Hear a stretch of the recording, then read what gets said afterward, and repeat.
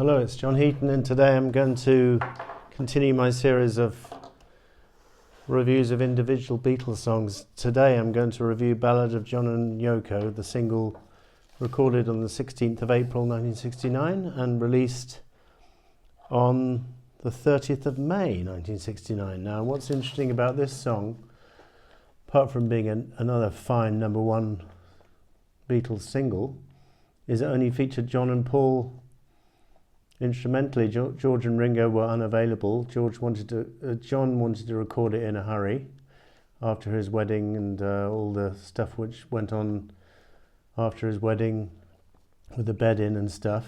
And Paul is playing drums, bass, piano, superb backing vocal. John is playing acoustic guitar and lead guitar. And there's a superb demo on the Abbey Road 50th anniversary set, which, if push comes to shove, might be my favourite track on that release, just because we hear John and Paul, who we're led to believe were at loggerheads with each other, just performing delightfully together in the studio. And there's even one bit where John says, "A bit faster, George," and Paul replies, "Okay, Ringo." Sorry, other way round. "Bit faster, Ringo, okay, George." The cover picture for the single was taken in Paul's garden in Cavendish Avenue. Haven't got a picture to show you, but that's quite an interesting picture. George Harrison was quoted at the time because they said, "Well, you're not on the single, how come?" And he says, "I don't mind not being on the record because it's none of my business. If it had been the Ballad of John, George and Yoko, then I'd have been on it," which is a slightly defensive remark. But this song is displaying a sense of humour and self-deprecation which was a bit lacking in the later Beatles period. And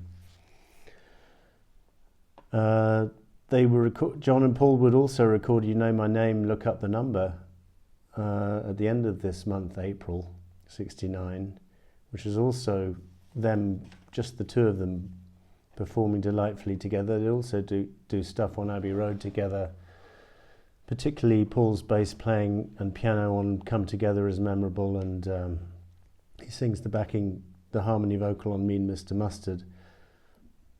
But by this time, there were the combination of John and Paul was few and far between. On "Let It Be," we'd seen John and Paul singing harmony with each other on quite a few tracks, as I've said in previous videos. But this was a couple of months later, and you would have never known they'd been through the "Let It Be" fiasco, the way they related to each other on this recording at the time of Alan Klein coming in, Paul wanting Eastman, musical differences, personal differences. Yoko was obviously in the picture, but yet we have this. And interesting, it's tongue-in-cheek, the lyric, and quite humorous, but there was a serious side to it. I mean, there was some pretty serious racial abuse hurled at Yoko. And if you look at the wedding album box set, which came out in November 69, there's a whole, I was going to show it to you, but I haven't got it to hand, but there's a whole booklet of articles and cartoons portraying Yoko as the kind of Eastern witch or whatever. And that's not mentioned in the lyrics to this song. It's for mainly a happy-go-lucky song, as I say, quite a contrast from John's tortuous, no less brilliant tracks from the same period, like "Don't Let Me Down" and "I Want You, She's So Heavy."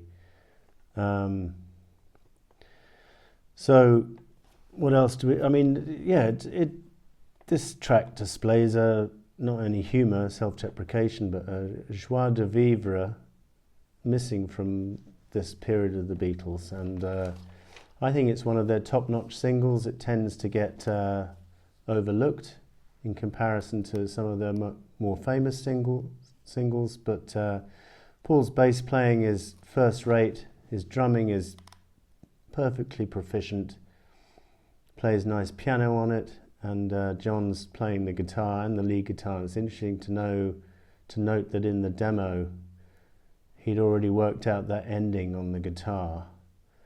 So I just think this is a bit of a special song because of John and Paul's musicianship and friendship, and probably took something for Paul to actually to do this with John, because as I said, he was at loggerheads with him over other areas like business and stuff, but they came together for this, and I'm eternally grateful. I think it's a really underrated song. Compare this Beatles rendition to how it would have sounded. For example, there's a similar type song on Sometime in New York City called New York City, which is almost a carbon copy of the tune of this single from John, and Elephant's Memory playing decent backing. But if I had to choose between Elephant's Memory and John Lennon and Paul McCartney playing as they do on this track wins hands down. So one viewer was asking me to comment on which songs of the solo Beatles would have benefited from John on Paul's tracks or vice versa.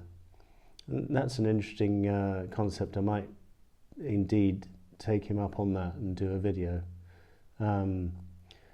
But I think John's solo work missed McCartney's harmony vocal on quite a few tracks. There's not much harmony vocals on John's solo career at all, really. I mean, one can think of Whatever Gets You Through the Night with Elton, and Phil Spector's harmony on Oh Yoko, and he harmonizes with himself on I Know from Mind Games, and he harmonizes with himself on Woman from Double Fantasy. But they're few and far between, those tracks, and would have been fascinating to hear Paul harmonizing with John after the split, but anyway, that was not to be.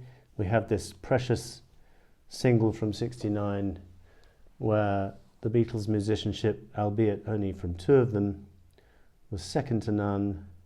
Another great number one single. Maybe the lyrics were quite controversial because after all, he's saying, Christ, you know it ain't easy, and you're going to crucify me. And so that maybe was inviting the radio stations to ban it after all, only 3 years after he'd said the Beatles were bigger than Jesus. But I don't think it's that offensive, really. And when you look at it, certainly compared to today's stuff, it's quite mild.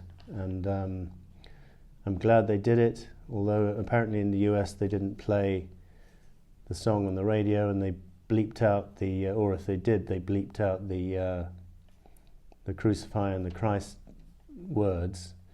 So it didn't get to number one in the US, but it did get to number one in the UK, and I'm just, it's one of my favourite latter-day Beatles songs, no less than that. Thank you for watching. See you next time.